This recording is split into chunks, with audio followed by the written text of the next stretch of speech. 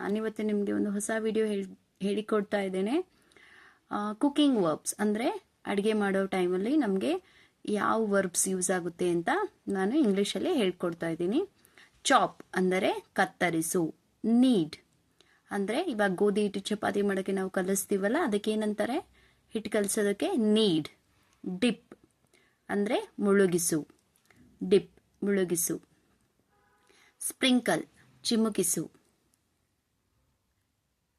Major ಅಳತೆ ಮಾಡು. Major ಅಳತೆ ಮಾಡು. ಸ್ಕ್ವೀಸ್ ಹಿಂಡು. ಸ್ಕ್ವೀಸ್ ಹಿಂಡು. ಮಿಕ್ಸ್ ಅಂದರೆ ಚೆನ್ನಾಗಿ ಮಿಕ್ಸ್ ಮಾಡುವುದು, ಬೆರೆಸುವುದು. ನೋಡಿದ್ರ ಫ್ರೆಂಡ್ಸ್, ನಿಮಗೆ ಇದನ್ನು ಇಂಗ್ಲೀಷಲ್ಲಿ ಏನಂತಾರೆ ಅಂತ ಈ ಮುಂಚೆ ಗೊತ್ತಿತ್ತಾ? ಗೊತ್ತಿಲ್ಲ ಅಂದರೆ ಈ ವಿಡಿಯೋ ನೋಡಿ ನೀವು ಕಲಿತುಕೊಳ್ಳಿ. ಸೊ ನಿಮಗೆ ಈ ವಿಡಿಯೋ ಇಷ್ಟ ಆದರೆ ಲೈಕ್ ಮಾಡಿ, ಶೇರ್ ಮಾಡಿ, ಮತ್ತು ನೀವು ಹೊಸಬರಾಗಿದ್ದರೆ ಈ ಚಾನಲ್ಗೆ ಪ್ಲೀಸ್ ಸಬ್ಸ್ಕ್ರೈಬ್ ಮಾಡೋದನ್ನು ಮರೆಯಬೇಡಿ. Thank you. ಧನ್ಯವಾದಗಳು.